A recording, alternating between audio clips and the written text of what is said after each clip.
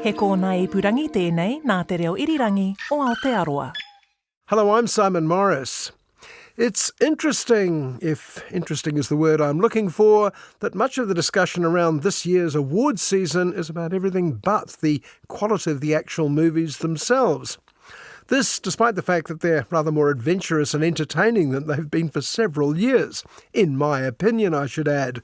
Opinions are being tossed about like confetti at the moment. 15. Cash up front. Deal. Deal. How authentic are they, wonders social media? Is this story in fact that director's to tell? Is this movie too conservative or not conservative enough? And most important within the industry, will this year's batch of movies get audiences back into the theatres again? All aboard the Emerald City! Just follow the road. It's gonna lead you right to me.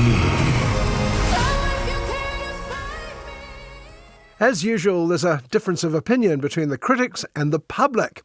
Last year's decidedly unadventurous top 10 box office winners worldwide included 6 sequels, 2 double sequels, Deadpool and Wolverine and Godzilla x Kong, and a couple of prequels, Wicked and Mufasa the Lion King. I will not bend to evil. We must fight together. We are nearing destiny, Mufasa. And so, the earth must shake. But this week it was the turn of the critics' choices, which have generally favoured the traditional blueprint of good story, well directed, with interesting performances. They took to the spotlight with the British Bafta Awards. And the Bafta goes to Conclave. There were big wins for Conclave, which certainly obeyed those rules, and The Long but Flawed Brutalist, which suffered for me from the old delayed reaction an hour or so after I saw it. Hang on, what happened to the cousin? Why did his wife and the other guy, what was that about? Tell me, why is an accomplished foreign architect shoveling coal here in Philadelphia? I'm afraid it is not so simple. I was pleased at the success of Sean Baker's Honora and that the eccentric Amelia Perez managed to buck the various haters, as we kids say. I felt that a complete unknown was robbed, though that may be a reflection of my staleness, paleness and maleness. Roll on the Oscars. That's how I got so far. Good start. This week sees 2 movies, each charged with saving the industry. Can the new Bridget Jones bring back the once popular British rom-com? And will Captain America revive Marvel Comics' winning ways after several comparative flops? Meanwhile, a little British Bafta nomination is the smallest, sweetest and most bizarre movie of the week and possibly the year, Andrea Arnold's Bird. I'm done. Let's go home. What? I've got a surprise for you at home. What is it? It's a surprise. Bird is a film that defies easy description, as you'll see later. But first, a movie that doesn't, because you already know what's coming. Bridget Jones, Mad About the Boy. Do you miss Dada sometimes? I miss him all of the times. Can you survive? I think so.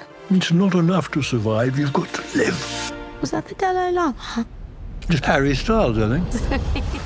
The Bridget Jones films have been so much part of the furniture, they virtually defined the early 21st century, just as much as Harry Potter did for the smaller fry, that I couldn't remember whether I actually saw them or simply soaked them up through my pores. To Bridget, just as she is.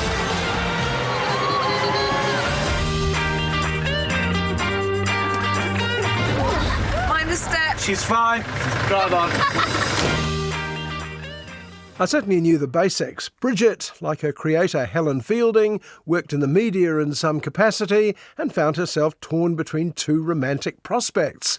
There was dull but decent Colin Firth, Mr. Darcy no less, and fun but highly unreliable Hugh Grant, who regularly stole the movies, as he does here. Now, these are very silly little boots. This is a very silly little dress. And these are absolutely enormous pants. But Bridget has an extensive parade of friends, including Harry Potter alumni like Emma Thompson, Jim Broadbent, Gemma Jones and Shirley Henderson, who all advise Bridget to have more fun. No wonder the series was so popular among women everywhere. You just have to get laid. Shaz is right. Oh my God. It's been 4 years now. You're effectively a nun. A very, very naughty nun. I've set you up on Tinder. What's Tinder? Well, almost everywhere. Curiously, despite the appearance of American actress Renee Zellweger as the very English Bridget, it wasn't quite as popular in the States. Possibly this may be because Bridget's major charm is an English one. She's not perfect. She drinks and eats too much. She falls over a lot.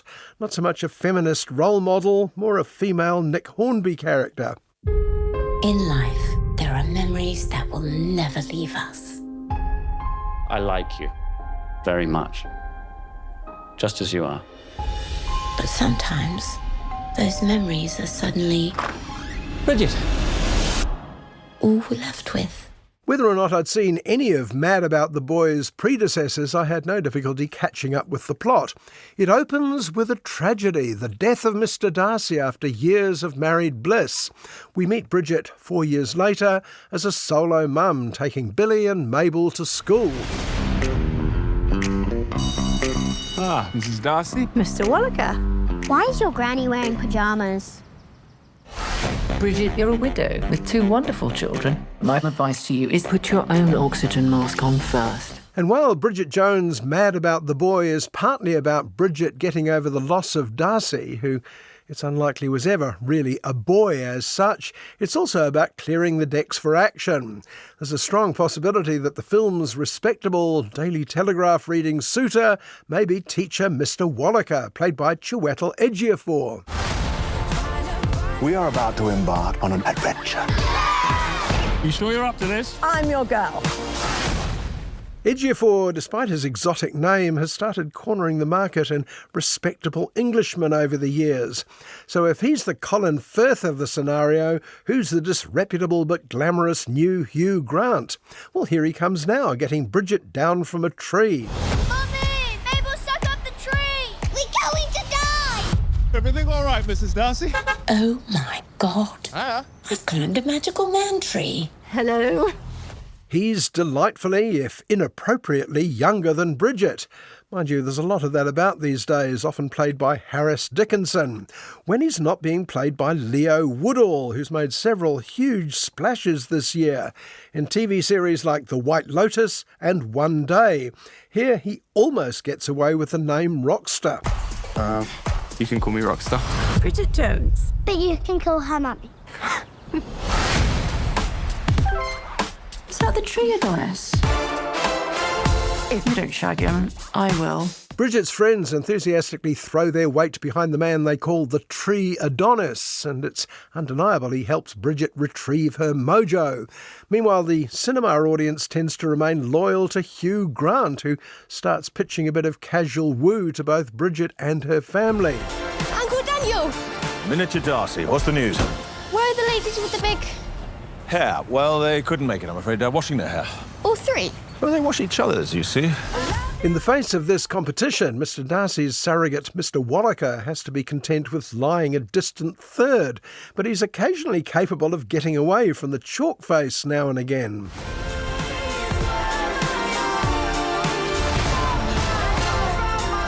Mr. Wallaker. Now that is what I call a rebrand. With all the opportunities for Bridget Jones skeptics to sneer, it's also very hard to be nasty about it. Against all odds, Texas-born Renee Zellweger is perfect as a goofy but lovable London type. The cast list behind her is huge fun too. It's Cameo City in Bridget Jones' world. Did you have sex? Did you have sex? Did you have sex last night? Yes! I did. I had a full night of utterly mind-blowing sex, and it was amazing. All right, it does lay on the various happy endings with a trowel, but I suspect that the plan is that Bridget Jones' Mad About the Boy is the last hurrah, so let's not spoil the party with too few cakes and too little bubbles. Bridget Jones, it's time to live.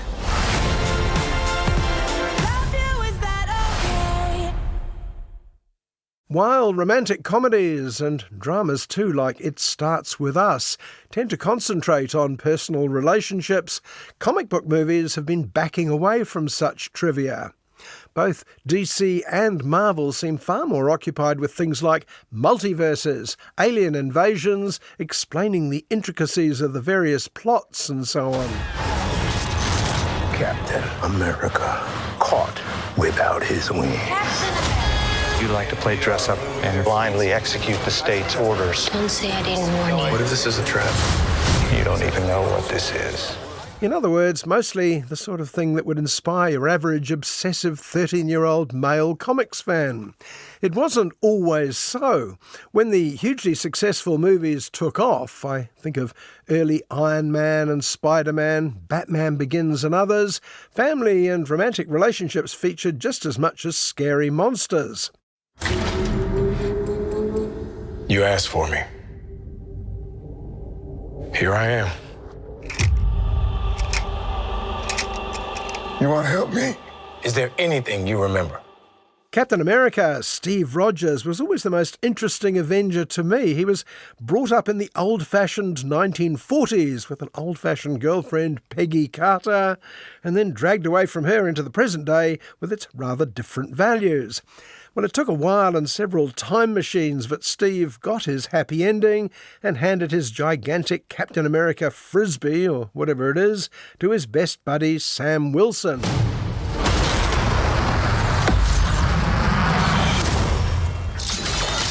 Wait for it. Sam used to be the Falcon, think Captain America with wings. Now he's sort of the new Captain America with his own sidekick Joaquin and an older mentor called Isaiah something. As well, he's got a jurisdiction problem with the new President of the USA, none other than Thaddeus Ross. You and I haven't always agreed in the past, but I want to make another run at making Captain America an official military position. And if we disagree on how to manage this situation, then what happens? Of course, you remember that Ross was originally... What? You're telling me you don't remember any of this stuff? Surely you've been paying close attention to the past 30-plus Marvel movies, or if not the movies, then the comic books themselves. What do you mean, get a life, for crying out loud? What you've accomplished has given me reason to reconsider, which is why I want you, Captain America, to help me rebuild the Avengers. The Avengers? Yes, sir. Because if you're not already on board the latest Captain America movie, Brave New World, there aren't a lot of reasons for you to catch up. Among the goodies, President Ross, who used to be the Hulk's nemesis, so goodness knows what he's doing here, is played by an unlikely replacement for the late William Hurt. Harrison Ford, what are you doing here? What do we know? There were 5 shooters. This was a coordinated terrorist attack, sir. I was a wartime general. Now I'm a wartime president. Well, mostly he's telling Neo Captain America Sam Wilson that he's not a patch on Steve Rogers. And no offence to the hard-working Anthony Mackie as Wilson, the new Cap is a pale shadow of the original. There's no culture shock, there's certainly no doomed girlfriend. All there seems to be is a dogged determination. Your inner circle's been compromised. Let me fix it. Watch yourself. You're not Steve Rogers. You're right. I'm not. On the baddie side, it's a bit of a smorgasbord. There's Sidewinder, who seems to have been added at the last minute for some reason. And there's a bilious-looking gentleman played by Tim Blake Nelson who looks vaguely familiar, and not just because he's an all-purpose evil genius. Global power is shifting. You're just a pawn.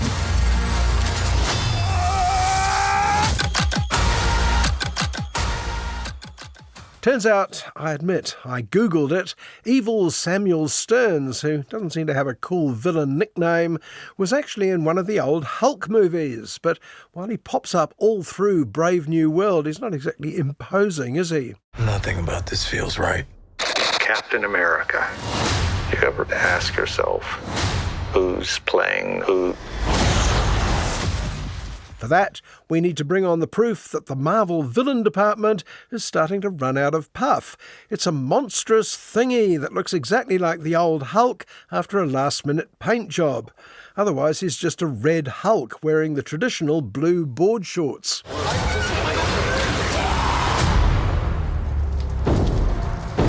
Since when were they red? So, to sum up, we've got the wrong Captain America battling the wrong Hulk in the wrong colour, and the wrong president played by the wrong actor. But the story is still the same old stuff with no redeeming features. Depressingly, Captain America Brave New World is doing pretty well in the States this week. Mind you, they're currently used to that situation. You want me? Come and get me!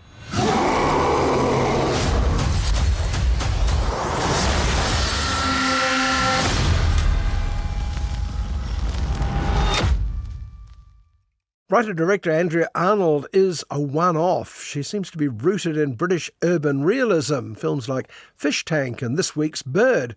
But she also directs hit TV series like Big Little Lies and surreal features like Cow. I quote, a close-up portrait of the daily life of two cows. It's an hour and a half long.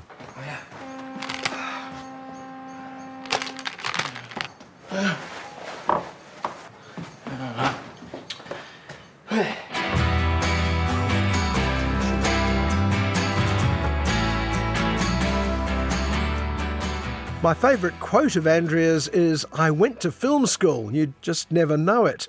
My least favourite quote of hers is describing Bird, a staggeringly brilliant blend of Ken Loach and a grim fairy tale.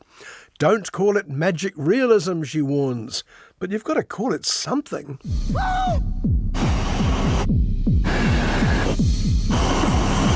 I want to come. Oh, you're not coming. Go home.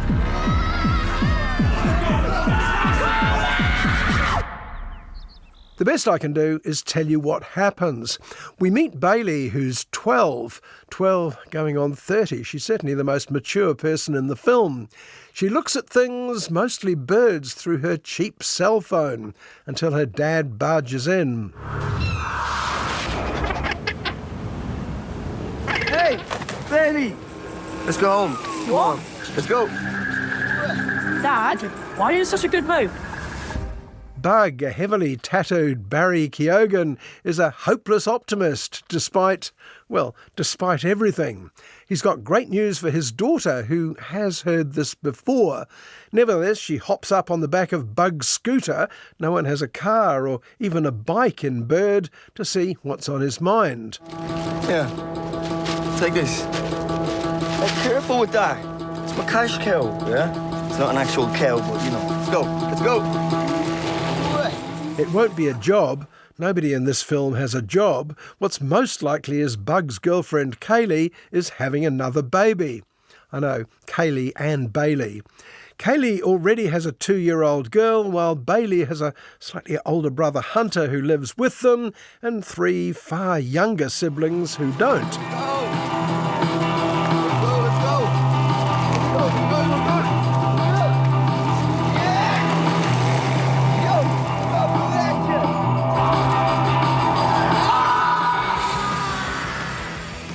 But I've not told you Bug's news. He's bought Bailey a shiny purple outfit to wear as his and Kaylee's bridesmaid. That's right, they're getting married. And before Bailey can ask, Bug tells her they'll pay for it with his new cash cow. Not a cow, of course, a gigantic cane toad. You lick it to get high. It's money for nothing. The toad! This drug toad's gonna pay for everything. It's not all these crazy schemes that come to nothing. Bailey doesn't want to hear any more. She takes off to join Hunter and his equally delusional gang of friends who see themselves as a sort of estuary Avengers going around righting wrongs. At the end of a long night, Bailey ends up fast asleep in a field, being woken up by horses and by a strangely dressed European chap calling himself Bird.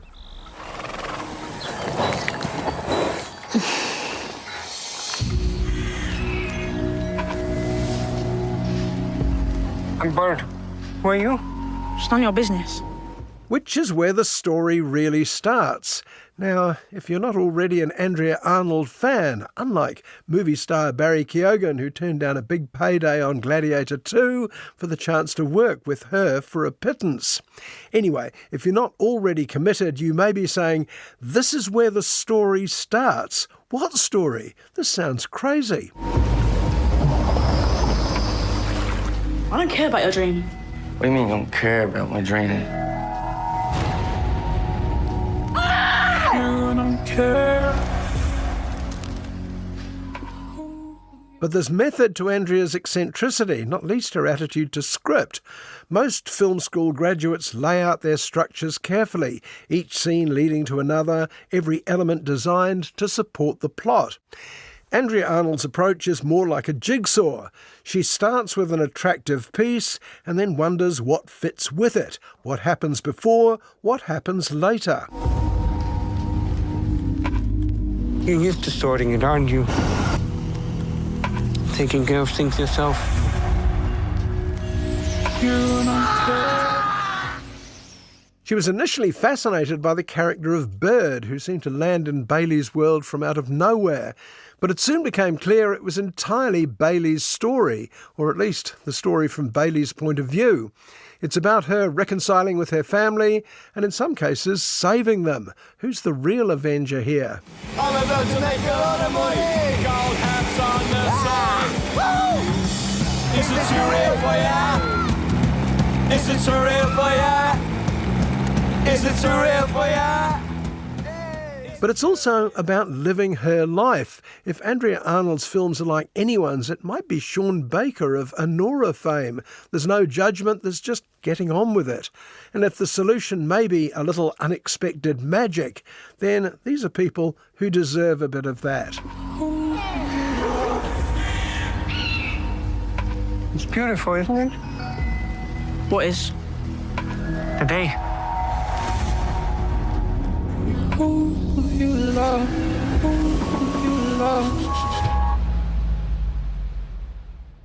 Don't worry, I'm not calling it anything. I'm just going to say it's one of the top 2 or 3 films I've seen in an already above-average movie year. I wonder if that's the key to saving the industry, a string of really good movies. It's an old trick, but it might just work. Which brings this show to a close. I'm Simon Morris, and I hope you'll join me at the movies, same time next week.